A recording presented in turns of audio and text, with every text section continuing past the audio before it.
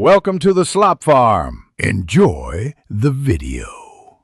You begin by choosing the exact cell that will hold the IF result. This keeps references simple.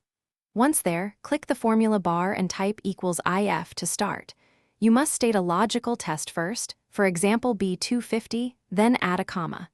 Make sure to use cell addresses, not values repeated manually, so changes update automatically. Once done, pause and check parentheses and commas. This avoids the most common syntax errors before moving on. Now you fill the three IF parts: logical test, value if true, value if false.